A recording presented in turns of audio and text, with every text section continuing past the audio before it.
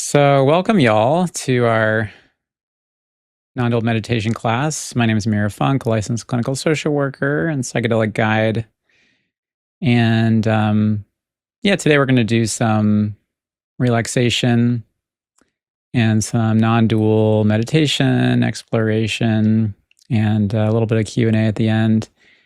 And I've started to frame these meditations with a little disclaimer, just two parts. One is meditation should come with a warning label because it's not necessarily benign. People can have difficult experiences. So I just like to say that if you're having a difficult experience, challenging experience, it's possible that it might be something to tune into and explore. And it might be something that's overwhelming and maybe you need to take care of yourself. So don't feel like you have to go through the meditation. You can stop at any point. You can seek support. And and if my instructions aren't helpful to you, that's the second part of this. Don't feel like you have to do what I'm doing. You can do something else. Some people talk about, what if I have a lot of pain? Maybe that pain just needs your attention, actually. So with that said, let's proceed. So we're gonna, at some point we might do some eyes open meditations. Well, we will certainly at some point. But for now with this sequence, we're gonna do eyes closed. And I guess the only thing I'll just say by way of preview is we're kind of building on this sequence of this kind of deeper dive, you could say, into non-duality and this kind of dissolution of things, this letting go of things, letting go of constructs. And last time we basically allowed ourselves to just kind of float in the ocean of consciousness, you could say. And we're going to do something similar to that, except with a twist. We're going to add in some metta, which is, for those of you who may not have heard of that, is the Sanskrit for loving kindness. I'm suddenly doubting myself. Is that Sanskrit or is that Pali? It might be Pali.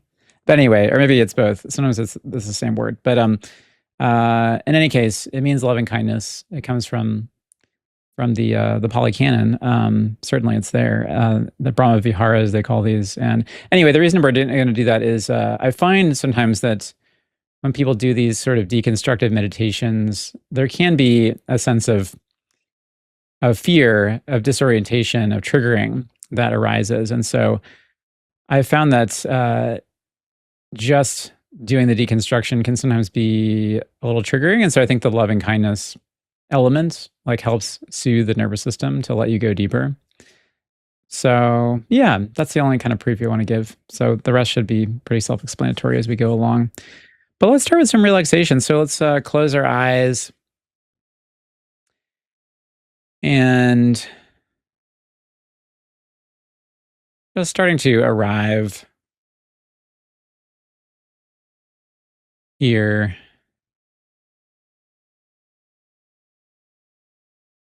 And mostly that just means letting your mind relax. Our mind is often problem solving, running simulations, and so forth and so on. And if you give your mind permission to relax, you can start coming more into your direct sensory experience. So feeling into your body, to sounds,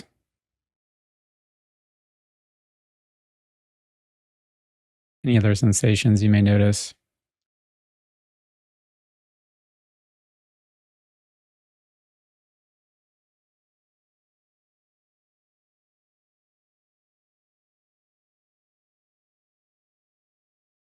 The feeling of your pulse, perhaps.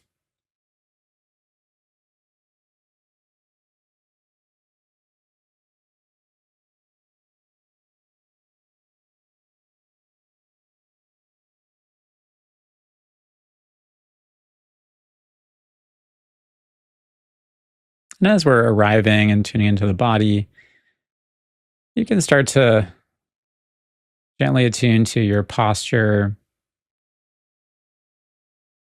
and to see if it's a posture that's going to support you adequately through this meditation.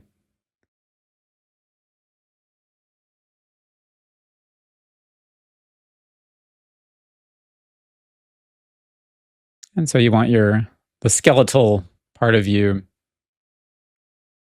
oriented to support you, meaning, aligned spine and sitting upright.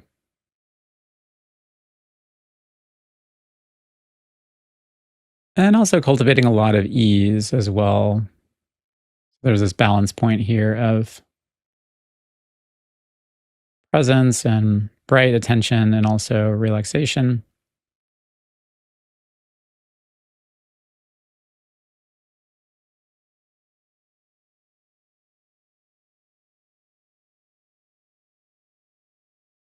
Relaxation and stillness. Stillness is especially helpful for these meditations. And mostly what that means is just relaxing muscle groups. It's really all we're talking about here. So, however that feels natural to you, whether you want to scan through your body or just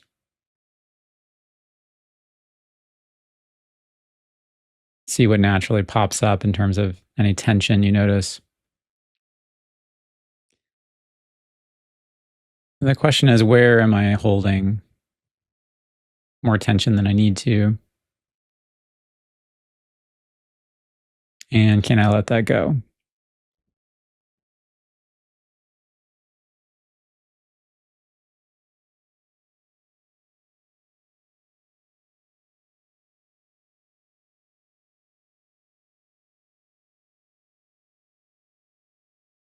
And as you're doing this, you might feel your body getting almost like heavier. I'm feeling my shoulders dropping a little bit because my shoulders are relaxing more. So almost like they're getting a little heavier. Not in a burdensome way. It's more like a kind of way, like taking the load off, but it can feel like they're getting heavier, sort of.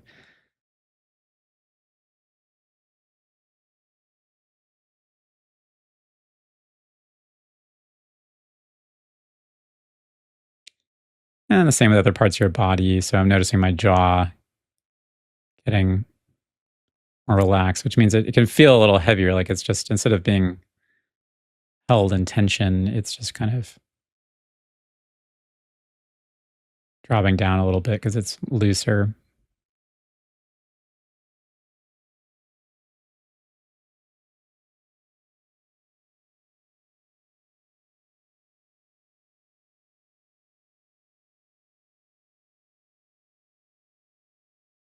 And especially noticing your eyes and forehead. A lot of times in meditation, those areas get very tense, especially when we're trying to concentrate. There's some kind of, it's almost like we think our forehead is doing the concentration somehow. And so the muscles there get tense. So if you notice any kind of tension in your forehead, see if you can let that smooth out and soften and let your eyes just kind of float.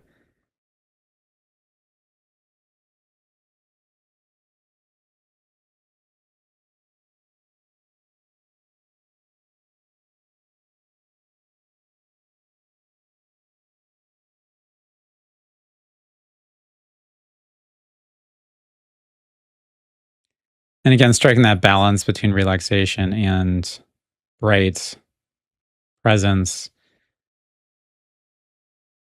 There can be some aid in bringing an extra level of stillness to certain body parts. So with your eyes, for example, even though you want to relax them and let them just kind of float, it's not helpful for them to just kind of wander around generally.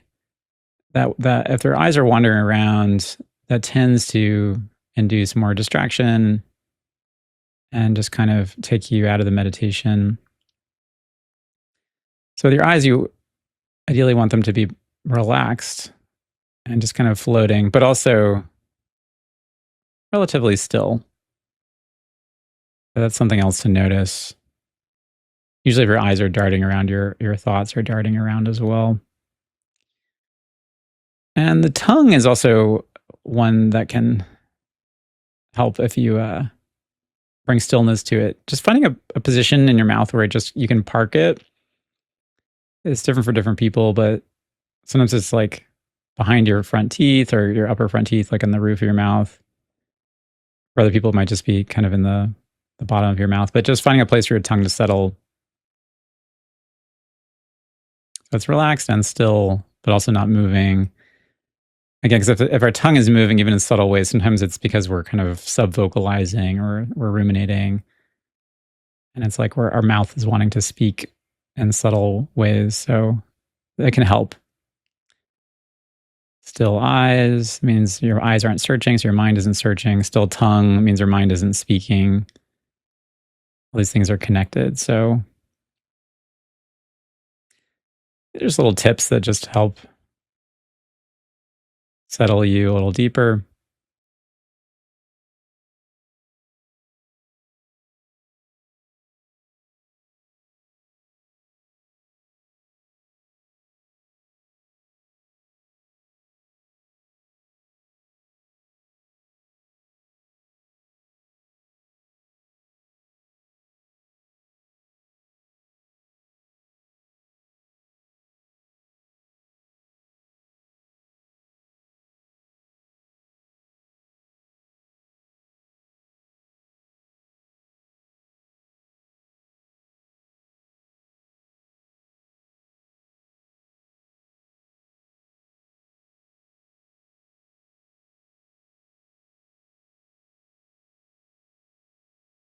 Letting your body settle into stillness, a stillness that feels comfortable. So you're past the urge to fidget, and now stillness is what feels desirable. And see if you can settle into that groove.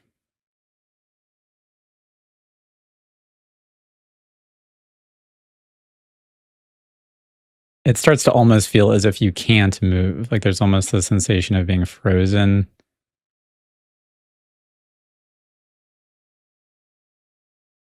You've just been still long enough, your body just doesn't want to fidget anymore. And you may not feel that, which is fine. Whatever's happening is okay, but just something that can be helpful.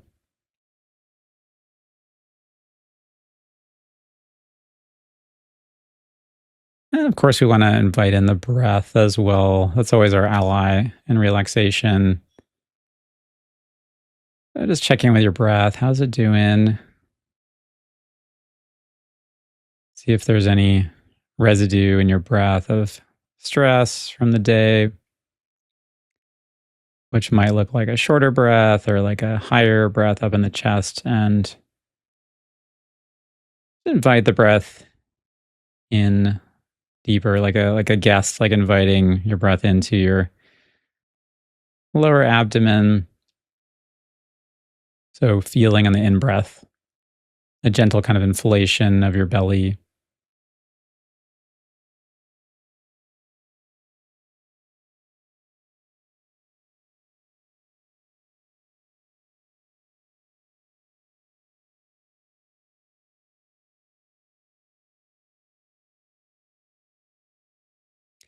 No need to force it.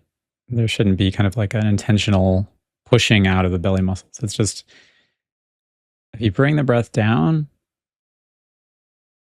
your belly will push out a little bit.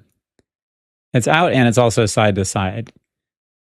Or I mean on either side. So your lower rib cage is getting gently stretched out.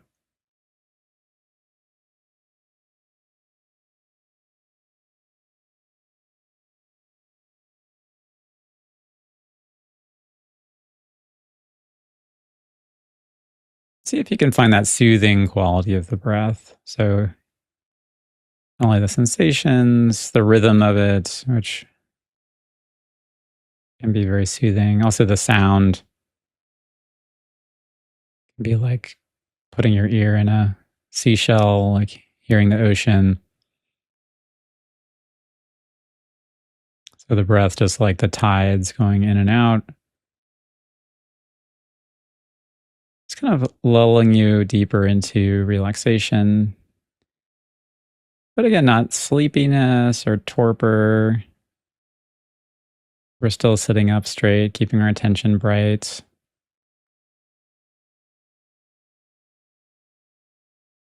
Keeping your eyes relaxed and still, so we're not kind of just wandering around. We're very present here and just letting the breath take us into a deeper relaxation in this moment.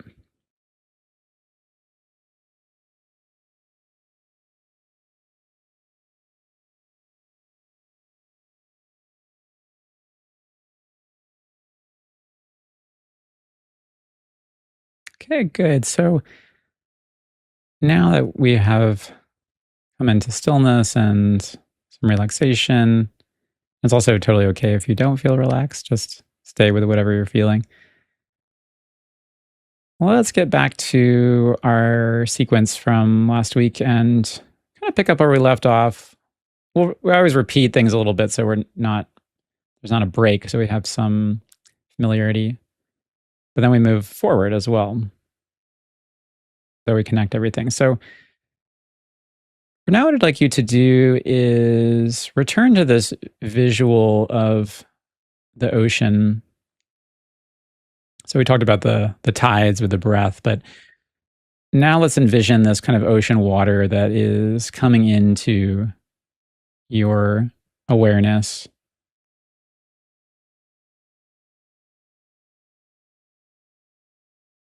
As if it's slowly filling up the space that you're sitting in right now.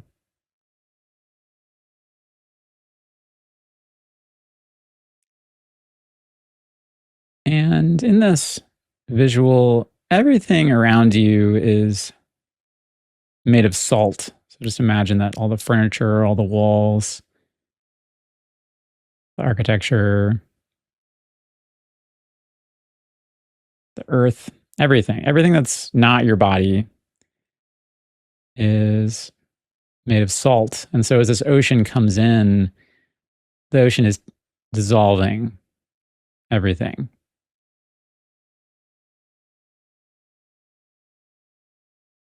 And maybe it happens quickly all at once, or if it's easier, you can take it part by part, piece by piece, as we've done in the past. You know, dissolving the floor, dissolving the ceiling, whatever works for you.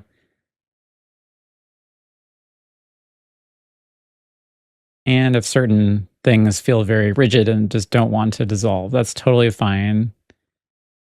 It's just an invitation. Let's see what objects and memories and visuals our mind can let go of right now. Because you don't need them. You don't need to be visualizing the furniture in the room right now. So let's just see if you can replace that with water right now, just as an experiment.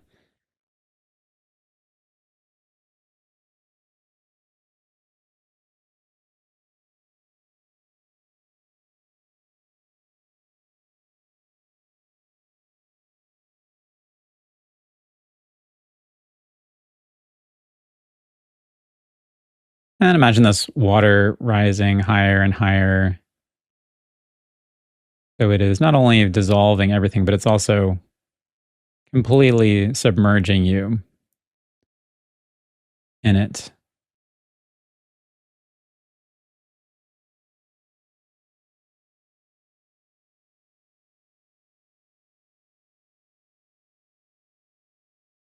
And since we're using our imaginations as a tool here, you can also just imagine this is water that is comfortable, even, warm, perhaps, if that feels soothing to you.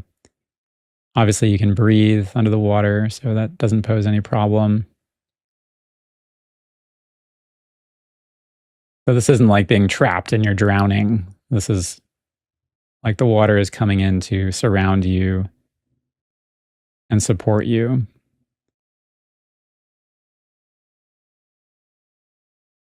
So you could think of it like a baby floating in the womb in the amniotic fluid, something like that. Just held, supported, safe,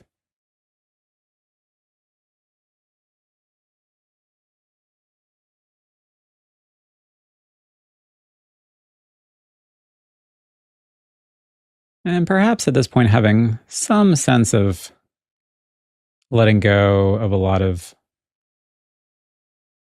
the memories of what is around you, and certainly noticing your body sensations or connecting very much with those here. So, as we did at the beginning, you might notice how your body's feeling, and maybe you feel your pulse or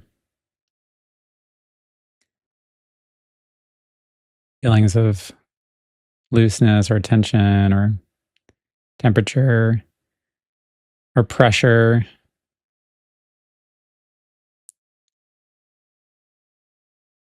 And letting those sensations just be what they are without too much story. Even though some part of your mind, of course, knows you're sitting in a chair, duh. But can we just temporarily forget that? So maybe there's some feelings of pressure on your butt. You don't know why they're there, because it's all just ocean right now. Body sensations and ocean.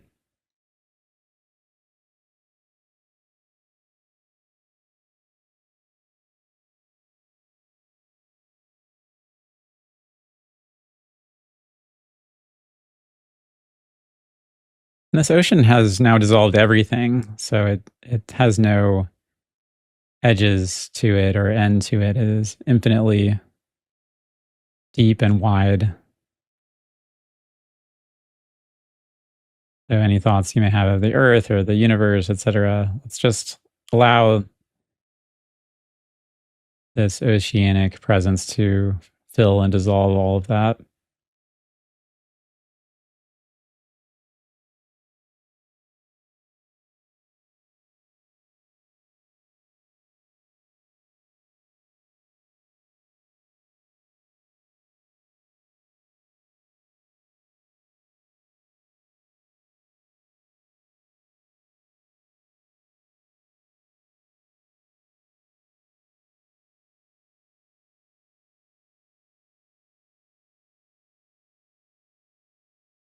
And in the spirit of metta, as I mentioned earlier, let's connect with this ocean in a way that feels very loving and very supportive as we move deeper into dissolving into it. It helps our nervous system for it to feel very safe. And so, to help with that, what I'd like to invite you to do is to bring to mind some being. I'm saying being because it can literally be anybody. It could be a person, it could be an animal, it could be a pet, it could be a fictitious character. And whoever this being is, ideally it helps to have some just very uncomplicated, loving relationship. Pets are often very good for this because relationships are usually simple with pets often. But the point is, whoever you bring to mind, we're going for a feeling of warmth, of love, of appreciation, of gratitude for whoever this is that you have in your life. And whoever this is, when you bring them to mind, I want you to really just soak in that feeling of, yes, I'm so happy to have them in my life. And you have total permission, encouragement to bring a smile to your face if that helps you soak in this process.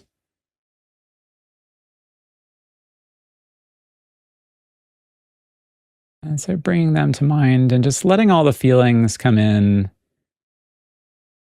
especially the physical sensations. So these can be things like tingliness or warmth, almost an effervescent, buzzy kind of quality.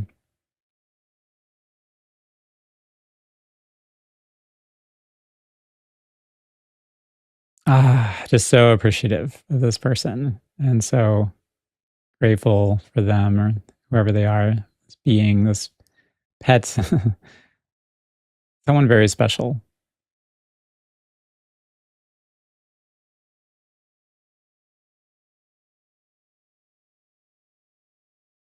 And as you are invoking this kind of loving energy towards them,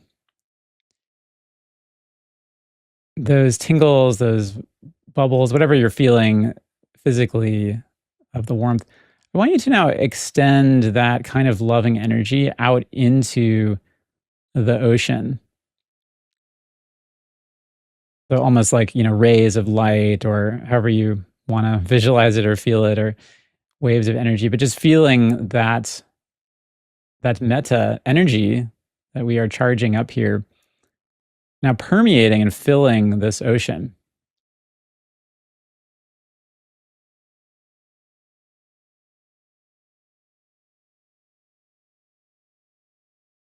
So this warm ocean water around us, we are now lending it certain qualities. And so this whole ocean all around us may feel now suffused with a bubbly warmth, appreciation, even maybe excitement, gratitude.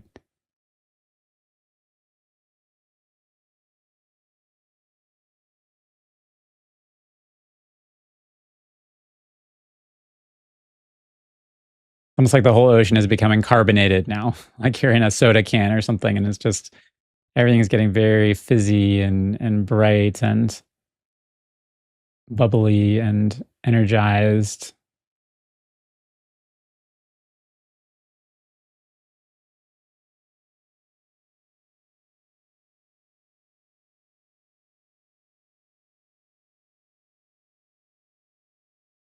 And at this point, if you want to, you can continue to notice the person that we started with or the being, but you don't have to. And sometimes it's easier simply to now let go of holding on to the visual, because sometimes it's too much to juggle in your mind, and just now focus on these sensations that we have brought in of loving kindness, of gratitude, warmth, tenderness, care, excitement, love.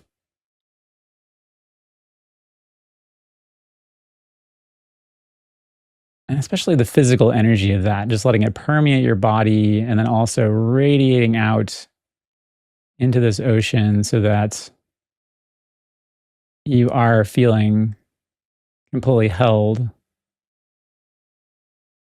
by this loving ocean. Again, I think of a baby in the womb just feeling like totally safe, totally loved.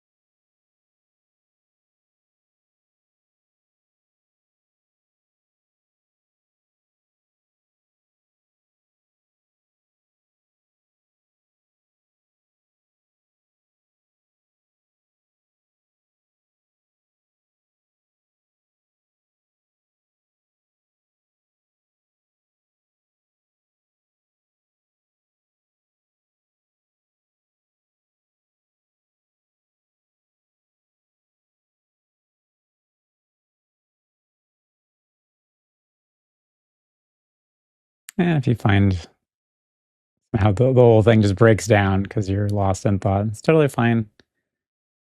Just come back to what you can. And remembering certain cues can help, like, have you lost the gentle smile on your face? If that helps, see if you can bring it back. Maybe you need to bring back the image of the person or the animal or whoever it was, because that helps kind of recharge it. And then just get back in. It's just like, oh, you stepped out of the hot tub. All right, can you get back in the hot tub? Yeah, I can get back in the hot tub. And just soaking in this oceanic, loving presence.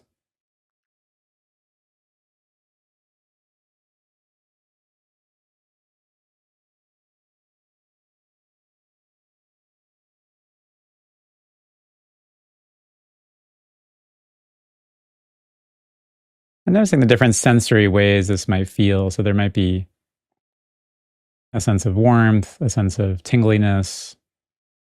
It might even feel brighter, perhaps. There might be some sense of light, a light feeling, almost a feeling of the sun coming out from behind a cloud and just that wonderful feeling of having the sunlight hit your face and everything just gets really warm and golden and sweet.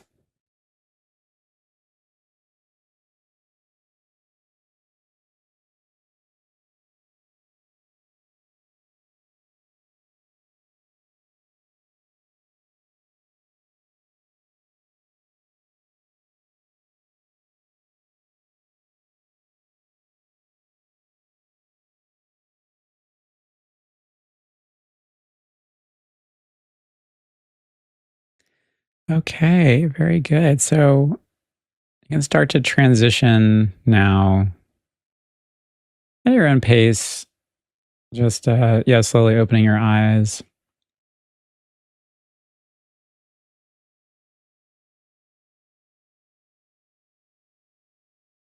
I was going to say coming back, but that's not really the right language because we didn't go anywhere.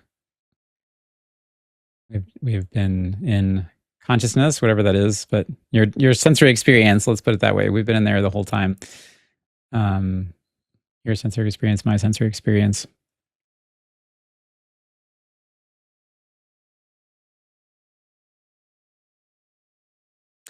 Just noticing, what echoes are still here.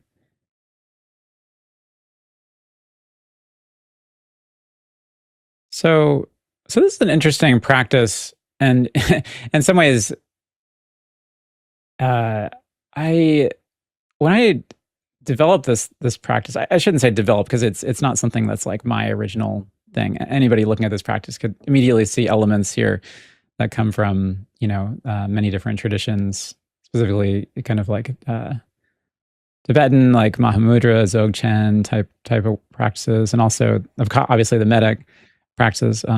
We can find those in the Brahma Vihara and in the suttas. But anyway, this particular kind of hodgepodge of it that I put together,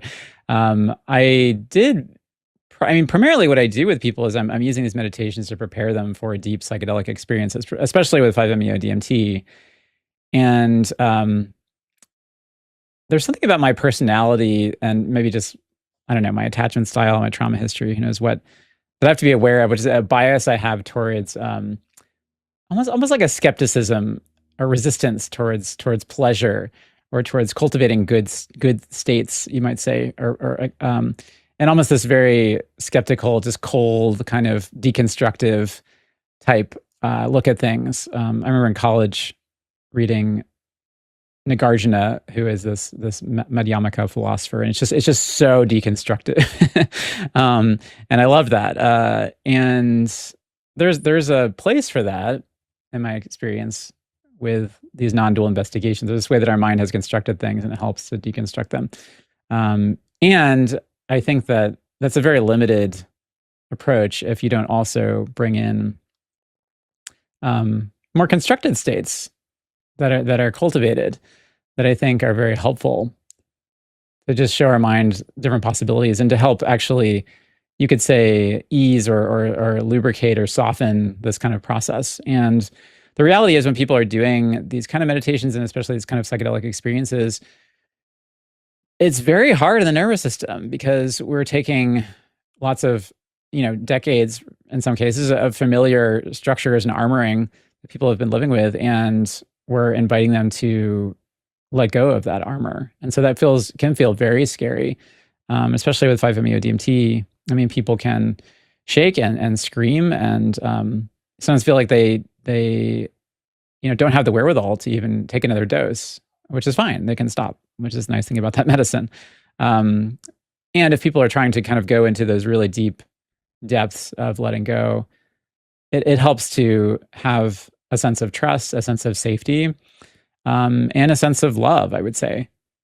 And I think some part of me from, I don't know, my college days would have thought that was cheesy, but I don't think it is anymore. I think that love is very important. I think our attachment system is so fundamental. And I was I'm not going to give it the right attribution here because I'm not sure if I can remember the person's name or maybe who originally came up with it. But I've heard recently people talk about awakening as almost developing a secure attachment to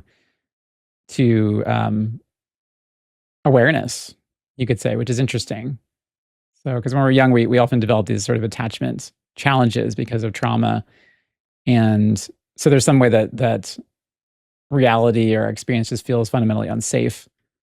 And so yeah, part of it seems like this process is developing some sense of comfort in being that can feel like a kind of secure attachment. So it helps to, I think, access these qualities of awareness, feeling, loving, and yeah, and that's often what 5-MeO can do as well, on its own, which is helpful. That's one of the ways it helps people let go, is that it can be very scary, and also as you completely let go, it can feel like everything is just made of love. And yeah, I guess the last thing I'll say is I'm I'm careful to not make any sort of grand statements or claims about the nature of anything. So I'm not trying to say that the nature of awareness is love, or that love is the fabric of the universe, or anything like that, because I just don't know the answers to those things. That would just be metaphysical speculation. But I certainly know that accessing a feeling of safety, and love is very, very helpful in this kind of non-dual letting go process. And so yeah, I think there's a lot to be said for the intentional cultivation of these kind of states. And certainly for anyone familiar with jhana practice, that's a lot of what's happening, is this like intentional cultivation of energy in the body that feels good, that's pleasurable. And that's kind of like the launching point for that whole practice sequence of the jhanic states. So yeah, so I think there's a lot of value here, and it's something that that's the funny thing about the jhanas, is that like it's very helpful, and also yeah, if you're trying too hard to cultivate states, it can also be distracting or interruptive to just the flow of what's happening. I recently was listening to a podcast about jhanas. I think the teacher's name is Brian Newman, if I remember correctly. And he was saying that he was doing so many jhanas that he would be sitting with his wife at dinner, and she'd be like, "Stop meditating. I can tell you're in some kind of like jhanic state right now." And he was like, "Oh, you're right."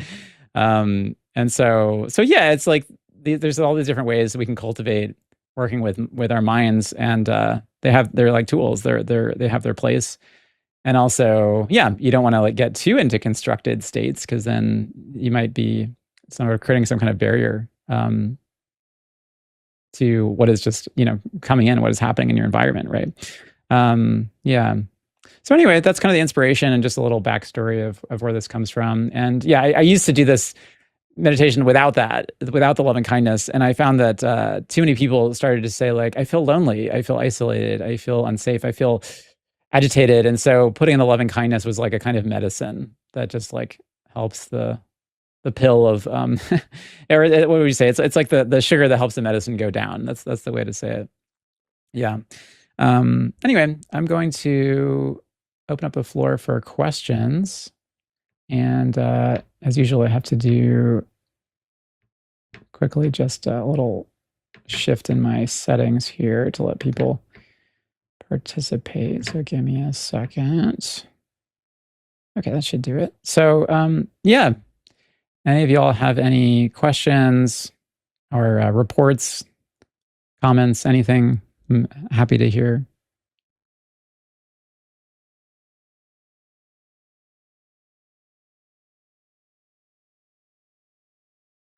Yeah, Timothy. Hey, yeah. So during the initial like relaxation phase, I came to, I was able to relax like most of my body, except there's this like pretty persistent part of my body, like in my abdomen, that is really hard to relax consciously or like ever, really. Yeah. So I have like a couple of cues that I try to use to like get it to relax. Something that I found that works surprisingly well is to imagine like getting a shot. I don't know why, but I have like some association with like, okay, like you're getting a vaccine or whatever. Like if you tense your muscles or whatever, then it makes it worse. I don't know. But yeah. Anyway, that didn't really work today. So I was kind of frustrated with that. But then I noticed that with the water, or like imagining the ocean water like filling my room and whatnot, sort of spontaneously, I imagined it also like starting to fill up my body or like flow into my body or like into that part of me that is always tense. And I had some like slight feeling of release, which unfortunately it didn't last. I always feel like when it does relax, it only relaxes for a few seconds and it tenses up again, and I can't like get it to relax again. But it was interesting that did like induce some sort of relaxation in that part of me. That's like, yeah, I love that. Yeah, I love everything you shared. That's really interesting. Finding those little idiosyncratic kind of hacks that help us. And yeah, the shot. I mean, that makes total sense to me. I mean, I can imagine for somebody else, it would be like the opposite. And yeah, it's yes for some people that association. I actually just got some allergy shots today, so my arms are a little sore. And I was actually immediately connecting with that because I was like, yeah, as soon as they were putting the needle in, it's like, yeah, of course you got to relax your muscles because it helps it go in better. And yeah, I love that you are talking about bringing the water into your body because that's actually where we're headed next. Maybe you already kind of guessed that, but yeah, there's so many things. There's a sort of balance we're doing these meditations where we are building things, and we're also tearing some things down, or you could say dissolving them in a softer way. And yeah, so as we're obviously building the ocean, right? There wasn't the ocean there, so we're imagining that, we're constructing that, and using it as a tool to kind of dissolve and deconstruct all this other stuff around the body. And yeah, and then of course you have this boundary between body and not body.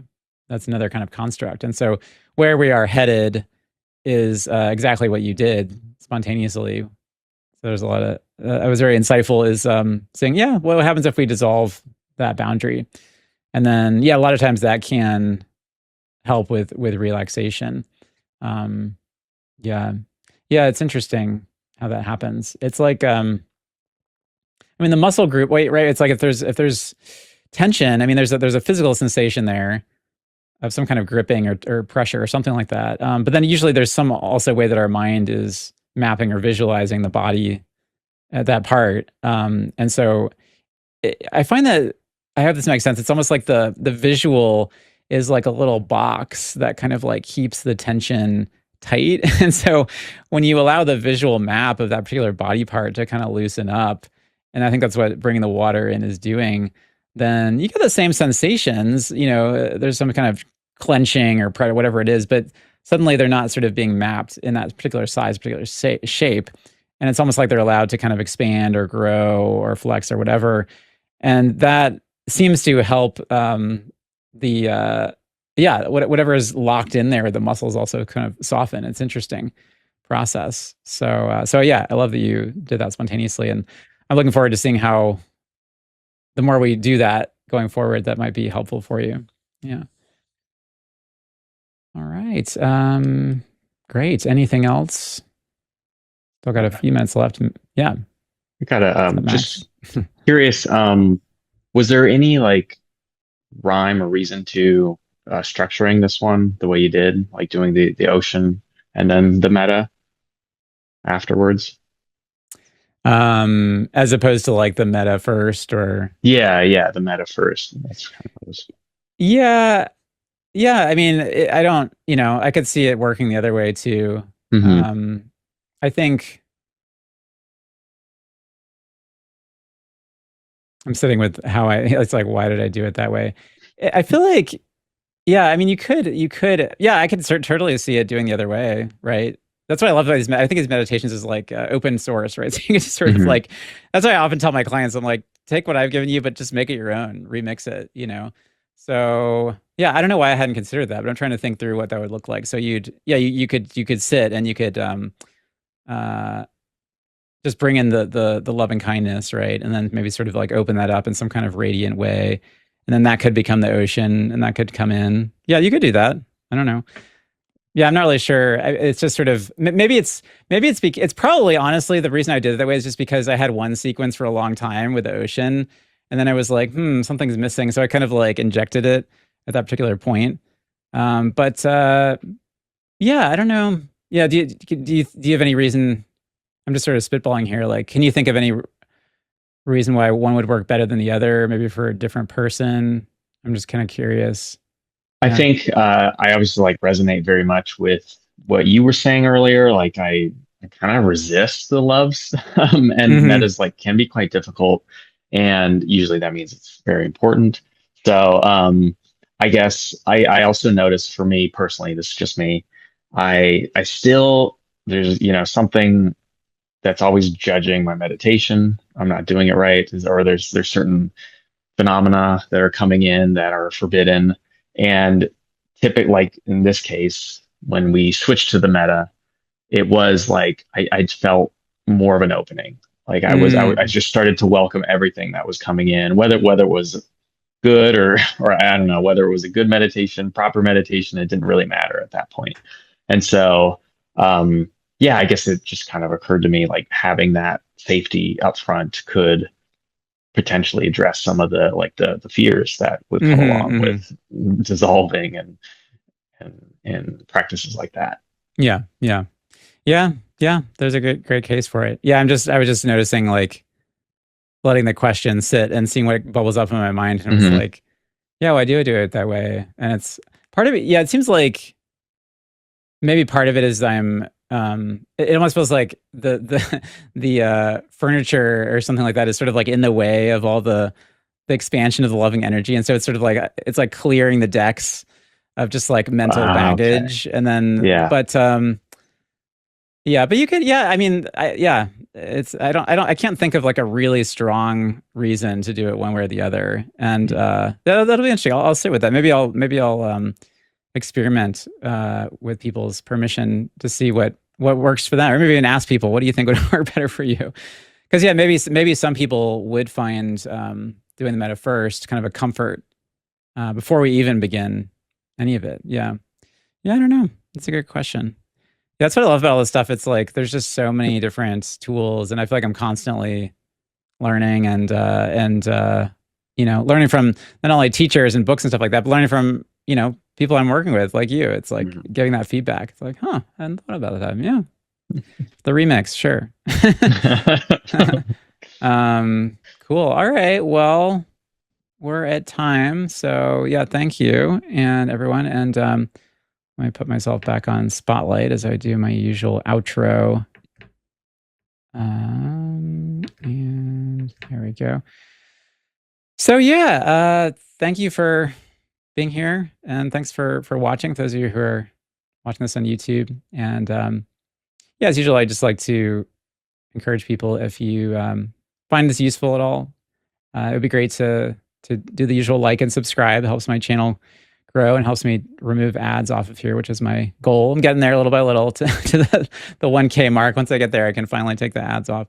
And yeah, if you are curious about my work, feel free to check out my website. So that's unjourneying.com. And you'll see all sorts of stuff there in terms of there's coaching opportunities with me, there are psychedelic retreat opportunities, and there's also community opportunities in terms of different ways to connect with other people who are interested in this sort of stuff, whether that's through a chat, text thread or through a Zoom group. And that's all through the Patreon. And it's on the website, but if you want to go straight there, it's unjourneying.com/Patreon. We'll get you there. So yeah, thank you so much, and see you next time.